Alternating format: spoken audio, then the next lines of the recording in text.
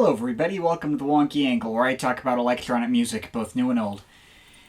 And today I'm talking about the new album from Flying Lotus, Flamagra. Flying Lotus, Steven Ellison, absolute legend in electronic and instrumental hip-hop music. Dude was a game changer. He has his own style, often imitated by many, but never truly replicated. I've gotten plenty of requests to talk about this guy or do a full-on discography review for him. I'll say I don't currently have plans for a full discography review, but I am in fact open to the idea. I do consider him to be electronic enough to cover, even if he tends to have a bit more of an association with hip-hop, depending on who you ask. I don't know, instrumental hip-hop counts as electronic to me. So yeah, I've been a fan of the guy since You're Dead got pretty prominently featured on iTunes. I really hope Apple doesn't force people out of iTunes. Anyways, I don't really know what else to say for an intro on him, so how about I just go down his discography so far. I hadn't listened to this one in years, since I remember not really caring for it aside from the track Unexpected Delight, but it was significantly better than I remembered. Pretty distinctive combination of his unique blend of synth work with some pretty simplistic hip-hop beats. The guy hadn't really come into his own yet. It's basically a demo tape that hasn't aged that well, but he did establish his usual style pretty well on this one. This is where he really came into his own, though. A set of somewhat laid-back, experimental hip-hop beats that are all spacey and alien and strange in all the best ways, and are unique in such a way that are only recognizable as his own. Also, I don't know if the title of the 8th track on here is an intentional reference to Wario Land 4, but if it is, that's even more amazing. Oh hey, this one made my favorites of all time list. Basically one-ups all the things that I loved about Los Angeles, providing a jazzier and occasionally more orchestral vibe a la Amon Tobin's Permutation, but even more in-your-face, wilder, and more vibrant, can work as something to chill out to or something to get you hyped. Undoubtedly my most listened to and my favorite of his albums. Absolutely incredible. This one tried for a much more subtle approach, as you might guess from the title, kinda ending up as a combination of sounds from his first two albums, with a lot of really smooth 60s and 70s soul and jazz inspired stuff. It's admittedly a pretty big mixed bag, and there's a fair few tracks that don't really add anything of substance, but it's still pretty solid all around, and interestingly picks up a bit more for me in its second half. I tend to defend this one more than most people, I think. And this shows him moving into jazzier territory than ever before. This is probably my second favorite album of his. The pacing can get pretty awkward in parts. For example, how the first 5 tracks make for an insane adrenaline rush that may be the most mind-blowing stretch of tracks on any album of his, only for Dead Man's Tetris to show up and completely throw off the momentum. And there are other spotty moments. But the highs on this one are so high that I can deal with the lows. Fantastic album all the same. Which brings us to this latest project, which has had a ton of hype built up since it's been 5 years since his last main album. I mean, he did direct a movie in between that time called Kuso, but I don't think I'm all that interested in watching it. So I'll admit, I had some peeks at various reviews of Flamagra before I properly put it on myself, and I saw a lot of lukewarm reviews on it. Going into it, I'm already kind of aware of the main criticisms of this thing. I first put this thing on not even having heard any of the teaser singles and just knowing a couple of people gave it less than favorable scores. And my first reaction of it was that it was nice. It was really nice. I'll admit I didn't precisely find it mind-blowing myself either, but I enjoyed myself the whole time. I'm fairly certain I'm going to be the most positive on this album of the reviewers I actually saw. I mean, I outright disagree with a bunch of the most common critiques of this project. First of all, Flamagra is obviously Flylo's longest project to date at over an hour, and a lot of people seem to believe that he went overboard on the length.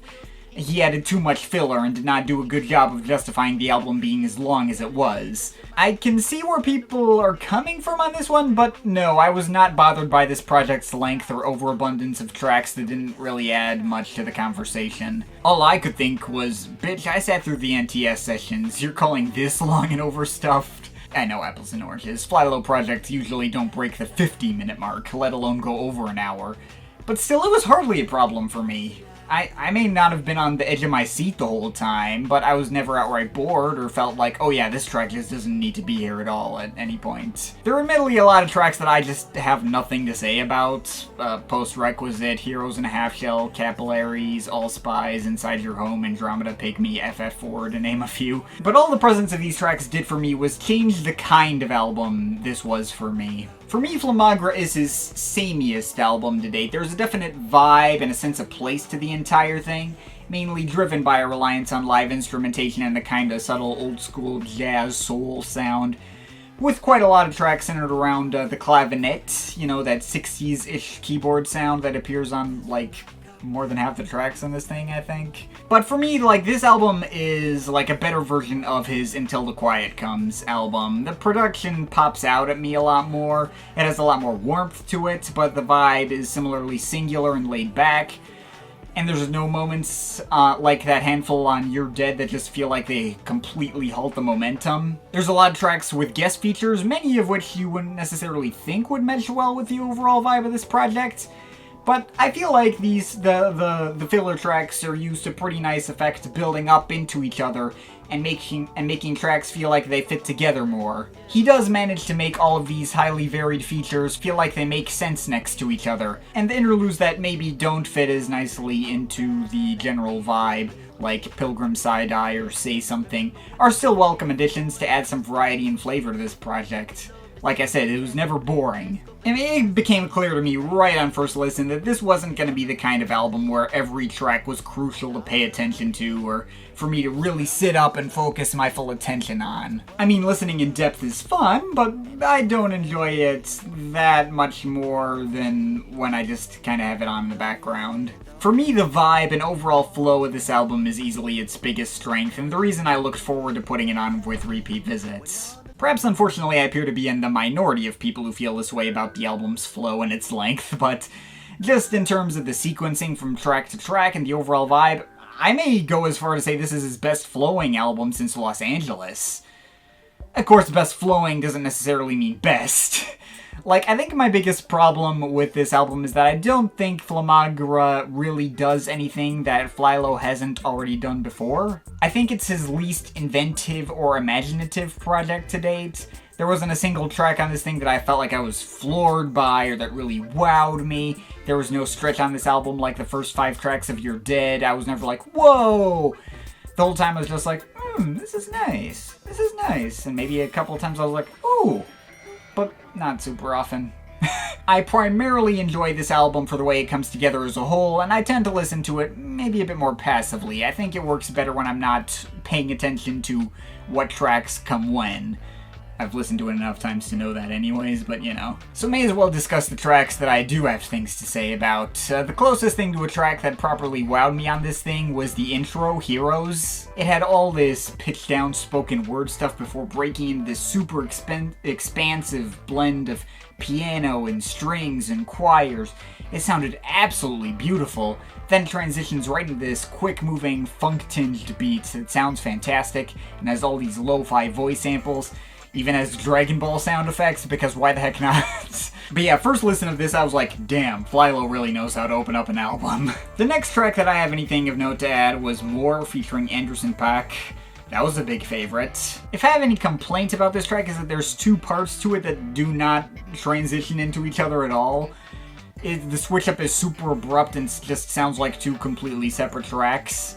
But both parts are excellent. The first 50 seconds are really bright and instrumentally dense and layered, but then the main bulk of the track is a lot more lo-fi and stripped back, though Anderson .Paak's vocal feature is one of the most distinctive and most fun to listen to, though I think that reverb-soaked female chorus that echoes out behind him during the "Gotta Be Something More Than Myself" parts are my favorite thing about this track. Definitely one of the best moments from this thing. Yeah, I may as well just discuss the guest features on this thing. They can be a bit hit and miss, but they're never outright bad. Some just don't leave a strong impression, like Toro y Moi and 9 Carats. He's basically just a background texture there. Or Shabazz Palaces on Actually Virtual.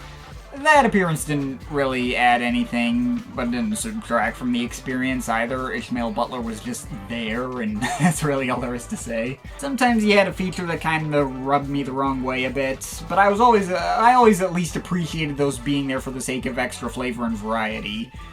I wasn't crazy about Tierra Whack's performance on Yellow Belly. That section where she keeps talking about her shoes being untied, so she's tripping. At first I was like, okay, that's kind of clever, I guess. But then she just says it 3 more times, and I was just like, are you serious? And similar thoughts on when she keeps saying, titties in his face!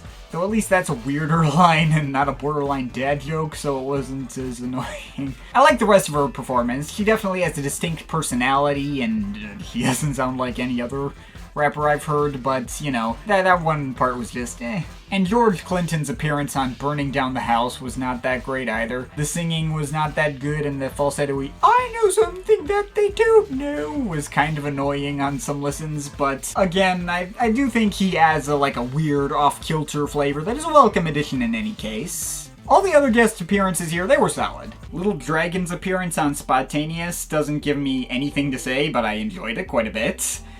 Solange's appearance was not exactly mind-blowing either, but the much more stripped-back and sensual instrumental fits her quite well and made her stick out all the more in a good way. Thundercat was great on The Climb, though I primarily like the track for the melody and production than for his voice. He's serviceable as a singer, but he's not exactly a commanding presence. One of my favorite tracks on this thing, though, and his bass work across every single track on this album was very nice. The track with David Lynch, Fire Is Coming, sticks out like a sore thumb, but again, in the best way. That story he tells is pretty cool. The instrumental behind him is fittingly creepy and strange. That was another one of the best moments from this thing, and not just because I happen to have the same name as the kid character in the story. But of course, I think the winner for Best Feature on the album has to go to Denzel Curry on Black Balloon's Reprise. Easily the most energetic and intense guest performance on here. He is so much more forceful and impactful than the other features here. He is a ton of fun, with the instrumental perfectly fitting alongside him. Another one of the best individual tracks on here, easily. Just a shame it's the only track on here that sounds like that. So how about those instrumentals? Anything to note? A couple stick out to me. I already talked about the intro, but there were a lot of tracks on here where the layers of instrumentation and the production are just beautiful. I love the sound of Remind You. It sounds like some of those cuts on that last Cinematic Orchestra album. The orchestration on Find Your Own Way Home is excellent. Love the sound of that one, too. And the longest track on here, Takashi, does have a definite playful, funky vibe to it that I could get into, with all the clavinet keyboards adding, again, a bit of an old-school charm. And transitions quite well into the much more strange and random-sounding Pilgrim Side-Eye, which has all the same instrumentation, but sounds like an outro where all the instrumental performances from before just completely break down and go off the rails. Also, Herbie Hancock is on that one, which is pretty awesome. Say Something has this even more old-timey feel to it, thanks to its use of maybe somewhat detuned pianos alongside those violins. That one always catches my ear, and I'm like, ooh, this is cool. Maybe kind of Professor Layton-y. But then it leads into Debbie Is Depressed, which is cool instrumentally, but the pitch-down vocal performance isn't really my thing. And also the Rhodes pianos on here and some other tracks give me a little bit of a J. Cole 2014 Forest Hills Drive kind of vibe. I wonder if that added into some of the lukewarm reviews this thing got. I like that album though, so that is a positive for me. And the album ends in a similar pair of tracks. The absolutely beautiful instrumental tribute to Mac Miller, Thank You Malcolm, one of the biggest highlights on here again. But then transitioning into the pitch-shifting heavy closer Hot October, which is fine as an ending from a pacing standpoint, but is maybe a bit of a disappointingly low-key finish to this thing. The waves of ambience that stretch over most of it are nice, but it does feel quite dragged out. Like Flylo mentioned on Twitter that the album is set up to play in an infinite loop if you feel so inclined, but I was kind of disappointed by how that ended up being executed, because, I mean, there's basically a 2-minute fade out of straight ambience with fire sound effects. And while they do technically cut off in such a way that carries into the fire sound effects in the intro, they're so low mixed by the end that the whole loop thing may as well not even be a thing. Not a bad ending, though. I can't think of a track that would work better as an ending. Even if it ended with Thank You Malcolm, that track is too short, would have felt too abrupt. So yeah, it's fine as an ending, just not one of my personal favorites. So yeah, that's my thoughts on the individual tracks on Flamagra. So overall, I may not regard this thing as a masterpiece by any stretch. Not every track is worth discussion, not every track is solid gold, and not every track is a necessary addition.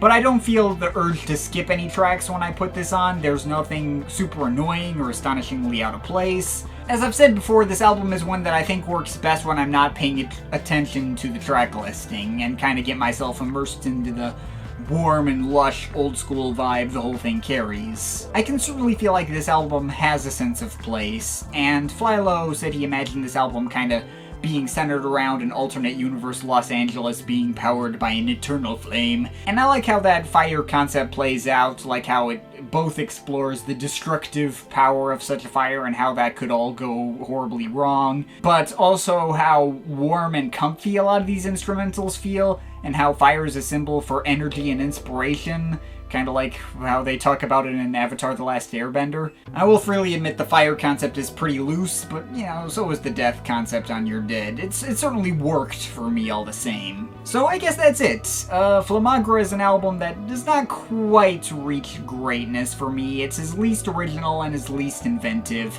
But it's one that I enjoyed pretty much from front to back. Even the moments are still fun in their own ways. I don't know if it'll be a year-end list contender. I mean, we'll just have to see whether or not this holds up in terms of replay value. But there also hasn't really been much in the way of great electronic albums this year so far, but yes, this album is good. It's very good. It's one that I'm very glad we got this year. I enjoyed it pretty much from front to back.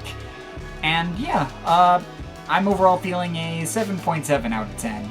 But of course, this is just my opinion. You can feel free to disagree with it, but I'd like to hear your thoughts, so leave comments in the comment thing down there. Shout out to my Patreon supporters, they're awesome people. If you want to add yourself to that list or make me review something, linked to my Patreon is in the description. But yeah, that's pretty much it. That's all for today. See you next time.